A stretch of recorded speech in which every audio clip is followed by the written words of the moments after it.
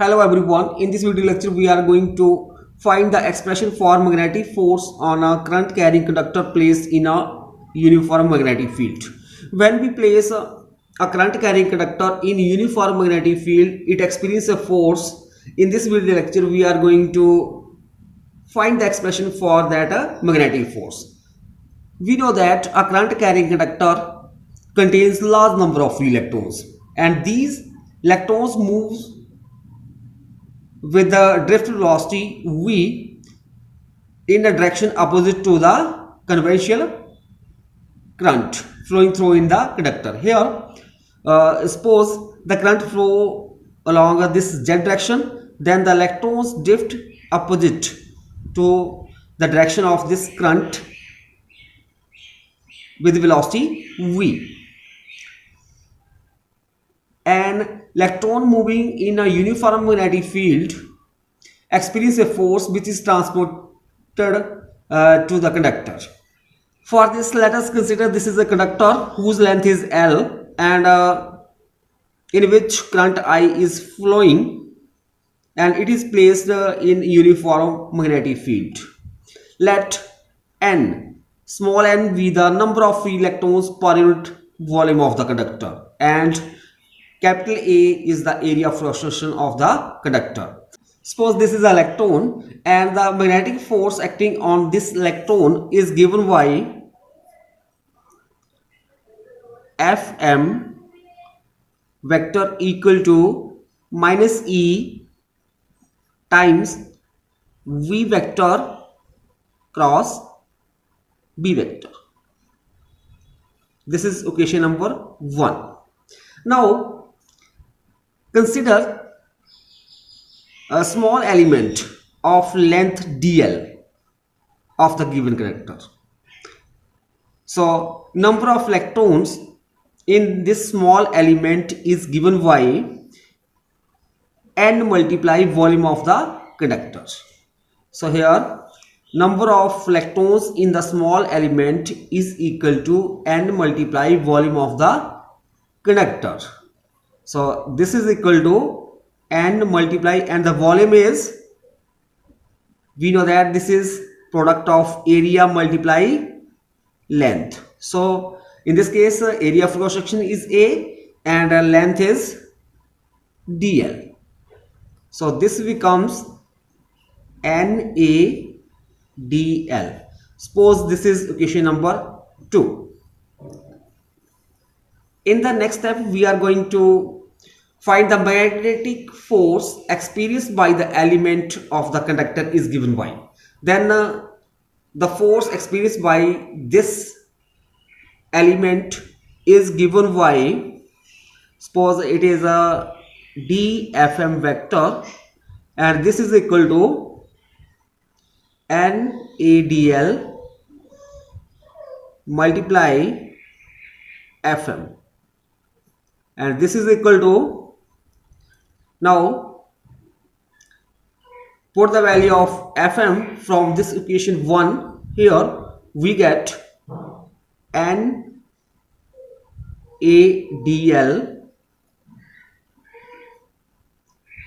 multiply minus E V vector cross B vector, and this is equal to minus NAE dl V vector cross B vector. Suppose this is equation number 2. What drift velocity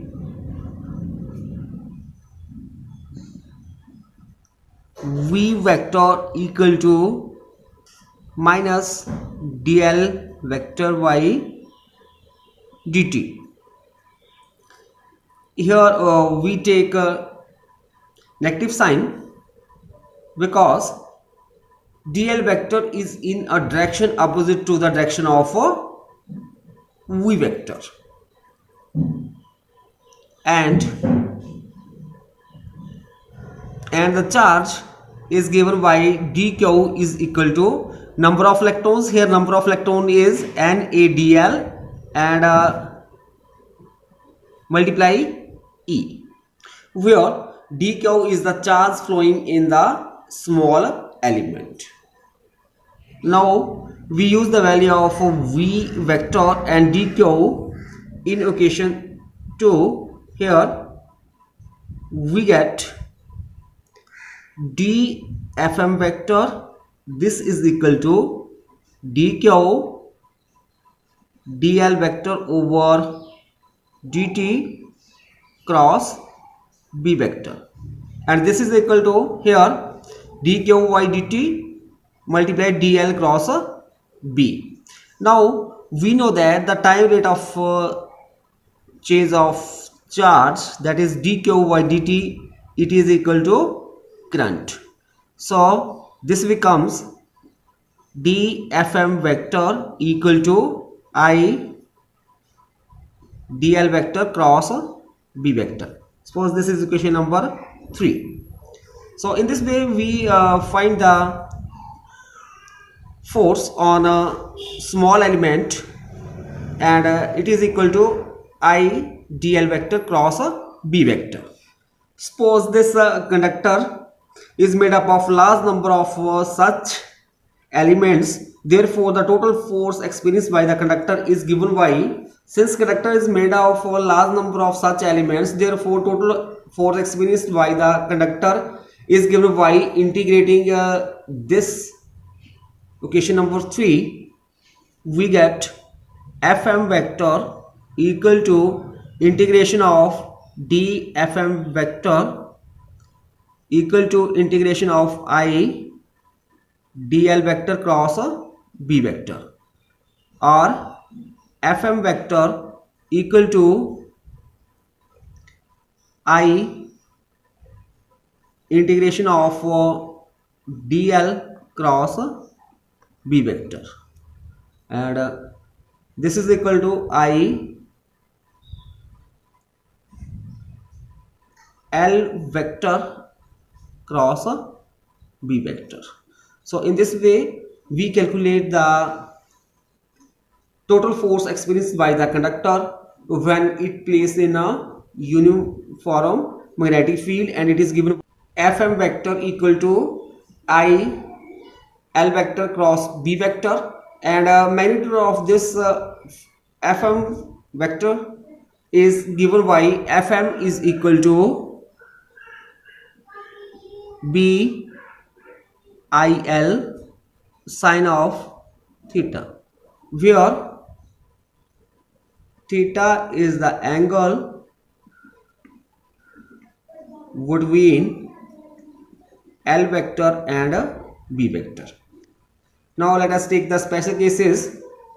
First one, if theta is equal to 0 or 180, then the force is given by Fm equal to, here we place 0, so sine 0 is 0, so Fm becomes 0. So Fm is equal to 0. It means current carrying conductor experience no force when placed parallel or anti-parallel to the direction of a magnetic field. When we take here 180, so also sine 180 is 0, so Fm is equal to 0. Second case, when theta is equal to 90 degree, when we put here sine 90, sine 90 is 1, so Fm equal to BIL. It means current carrying conductor placed at right angle to the uniform magnetic field experience maximum force. Means when we place the current carrying conductor perpendicular to the uniform magnetic field, it experiences a maximum force. Now direction of Fm. So direction of this magnetic force is perpendicular to the plane containing L vector and B vector, and the direction of this magnetic force Fm is determined by Fleming left hand rule.